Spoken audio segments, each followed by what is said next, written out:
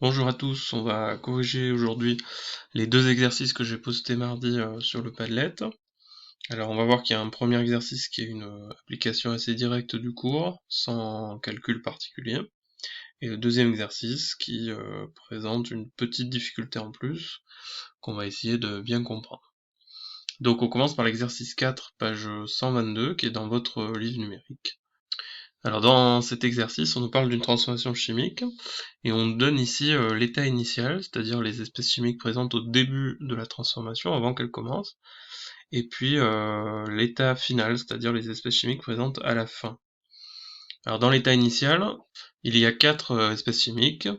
Il y a ZnS pour le zinc, donc c'est un métal sous forme solide. C'est un métal qu'on trouve par exemple sur certaines tôles quand elles sont galvanisées, elles sont recouvertes de zinc. Et les trois autres espèces chimiques, donc les ions H+, les ions Cl-, et puis l'eau, en fait c'est tout simplement de l'acide chlorhydrique. L'acide chlorhydrique c'est une solution avec des ions H+, et des ions Cl-. Alors première question, on nous demande d'identifier les deux produits formés. Alors pour identifier les deux produits formés, on se rappelle que les produits sont les espèces chimiques qui sont apparues à l'état final, qui n'étaient pas présentes au début, donc il suffit de regarder à l'état final les espèces chimiques qui sont nouvelles, qui n'étaient pas là dans l'état initial. On a par exemple les ions Zn2+, ici, qui n'étaient pas présentes au début, et puis on a le dihydrogène, H2, qui est un gaz, qui n'était pas présent au début. Donc les produits ici sont les ions Zn2+, et puis le dihydrogène. Et puis deuxième question, on nous demande d'identifier les réactifs. Les réactifs, on le rappelle, sont les espèces chimiques qui ont disparu. Donc c'est celles qui étaient présentes au début.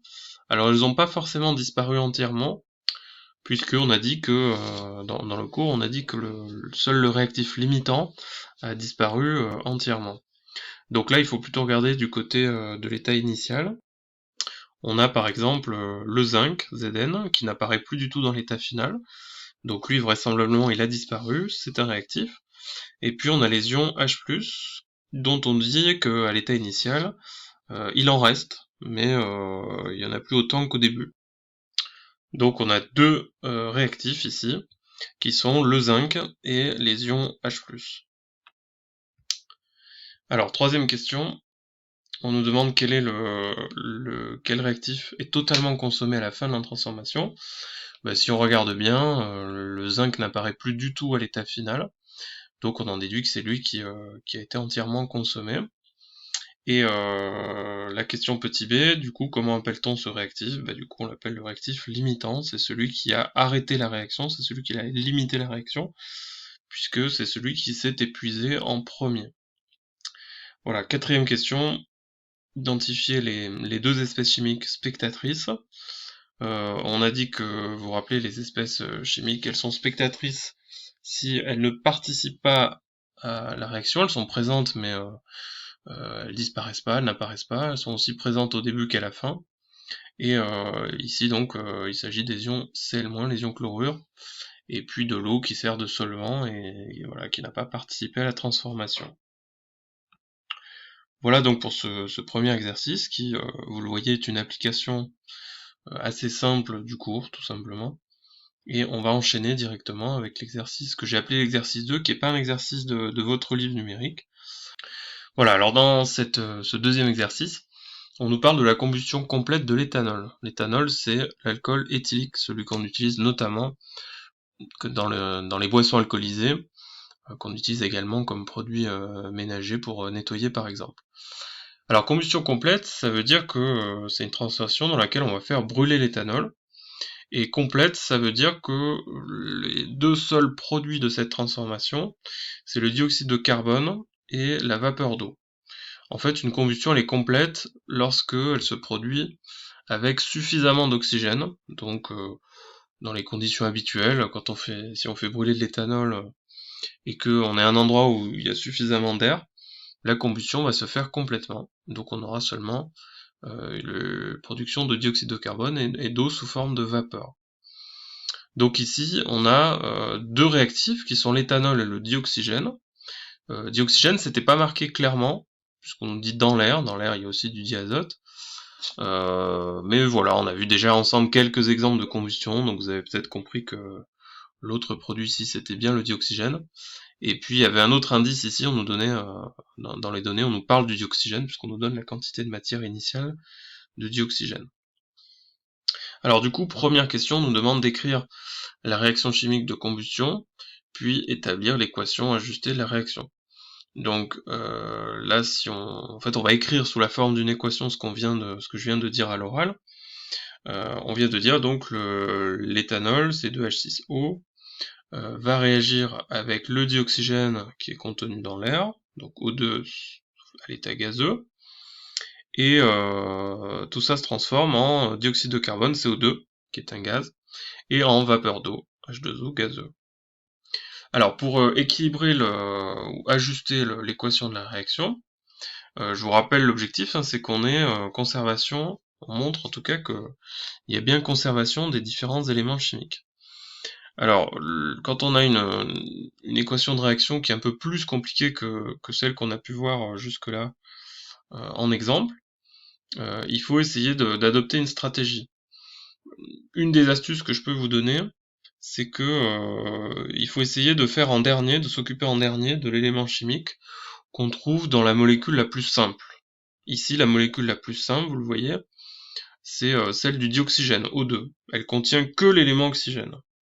Donc l'astuce là, c'est de faire en dernier l'oxygène. Comme ça, on pourra l'équilibrer, lui, avec juste la molécule de dioxygène. Donc on va commencer plutôt, par exemple, par le carbone. Le carbone, vous voyez que du côté des réactifs, il y en a seulement 2 dans l'éthanol. Du côté des produits, il y en a un peu moins pour le moment, puisqu'il y en a un dans la molécule de CO2. Donc il y a un déséquilibre qu'on va rétablir on n'a qu'une seule possibilité, je vous rappelle, c'est de rajouter du coup un 2 devant la molécule de CO2. D'accord, on n'a pas le droit d'écrire C2O2, ça c'est pas possible. On va donc mettre un 2 devant le dioxyde de carbone. On s'occupe de l'hydrogène maintenant, l'élément hydrogène. Du côté des réactifs, il y en a 6. Du côté des produits, il y en a 2 seulement dans la molécule d'eau. Donc pour arriver également à 6 du côté des produits, la seule possibilité c'est de mettre un 3 devant H2O. D'accord, 3 x 2, 6, on retrouve bien les 6 hydrogènes qu'on avait au début. Et puis on va donc faire l'oxygène en dernier. Du côté des produits, on va essayer de pas y retoucher, puisqu'on vient de compléter le 2 et le 3. Du côté des produits, maintenant, on a 2 x 2, 4 oxygènes, c'est ceux du dioxyde de carbone, plus 3 x 1, donc 3 oxygènes, pour la molécule d'eau. Donc au total, du côté des produits, on a 4 plus 3, 7 oxygènes. Il faut faire en sorte qu'à gauche, on ait 7 oxygènes aussi. Il y en a déjà un qui est dans la molécule d'éthanol. Voilà, cette molécule-là, on va essayer de pas toucher le coefficient qui est devant, parce que sinon ça va tout rechanger. Donc on va juste changer le coefficient qui est devant le dioxygène. On veut qu'il y en ait 7 au total, il y en a déjà un dans l'éthanol. Donc, si on met un 3 devant le dioxygène, 3 x 2, 6, plus un 7, on retrouve bien l'équilibre. Voilà, donc là, l'équation de la réaction est ajustée, ou on dit aussi qu'elle est équilibrée. Deuxième question, question B, identifier le réactif limitant. Là, on va essayer d'appliquer la stratégie qu'on a vue dans le cours. Donc je vous renvoie vers la vidéo de cours que j'ai publiée lundi. Pour avoir un petit peu plus de détails, n'hésitez pas à la regarder à nouveau. Identifier le réactif limitant, c'est savoir lequel des deux réactifs ici, dans la situation qu'on nous décrit dans l'exercice, lequel des deux réactifs va s'épuiser en premier et va donc arrêter la réaction. Alors il faut pas oublier qu'on nous fournit des données, hein. On nous donne les quantités de matière initiale pour cette transformation. On nous dit qu'au début on avait 9 x 10 puissance moins 1 mol d'éthanol et 3 mols de dioxygène. Alors je vous rappelle que il faut pas juste comparer ces deux quantités. Si on fait ça, on fait une erreur. On fait une erreur parce que on vient de dire que quand la molécule d'éthanol réagit avec le dioxygène, en fait pour une molécule d'éthanol, il faut 3 molécules de dioxygène pour que la transformation se fasse. Donc il suffit pas de dire, puisqu'on a 3 mols de dioxygène et 9 x 10 puissance moins 1 mol d'éthanol, ça veut dire qu'il y a moins d'éthanol au début, ça suffit pas pour dire que l'éthanol va être le réactif limitant. Donc je vous rappelle ce qu'on a évoqué lundi, pour trouver le réactif limitant, en fait, il faut comparer, d'une part, la quantité initiale d'éthanol divisée par le coefficient qui était devant cette molécule-là dans l'équation de la réaction. Alors ici, pour le moment on n'a rien d'écrit, mais je vous rappelle que quand il n'y a rien d'écrit devant la molécule d'éthanol, ça veut dire qu'il y a un 1 en fait. Donc on va mettre ce 1 là-bas en bas au dénominateur. Donc ça c'est égal du coup à 9 fois 10 puissance moins 1, divisé par 1, c'est-à-dire 9 fois 10 puissance moins 1 mol. Et on va le comparer avec la quantité initiale de dioxygène, divisé là aussi par le coefficient stoichiométrique qui est devant le dioxygène dans l'équation de la réaction, donc divisé par 3. Et ça nous donne du coup 3 moles divisé par 3, c'est-à-dire 1 mol. Donc si on compare ces deux valeurs, évidemment, la plus petite des deux, c'est la première, c'est celle qui correspond à l'éthanol.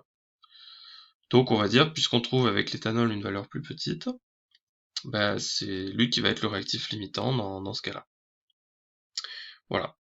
Dernière question, question C. On nous demande d'identifier le caractère endothermique ou exothermique de cette transformation. Alors ici, je pense que vous pouviez le deviner, mais c'était bien écrit dans l'énoncé. On nous dit lors de cette transformation, la température augmente. Voilà, a priori, vous le savez, quand on fait brûler quelque chose, que ce soit de l'éthanol ou de l'essence ou du bois, ça chauffe, ça fait augmenter la température extérieure. Voilà, donc on peut marquer qu'une combustion, c'est une transformation chimique qui produit de la chaleur. En d'autres mots, on va dire qu'elle libère de l'énergie vers l'extérieur, et on a un adjectif pour dire ça, vous vous rappelez, c'est exothermique. Donc on veut dire qu'une combustion, c'est une transformation chimique qui est exothermique. Voilà pour ces deux exercices. N'hésitez pas à revoir le cours de lundi et à vous assurer d'avoir bien compris cette correction en revisionnant éventuellement la vidéo. Voilà, bon courage à tous.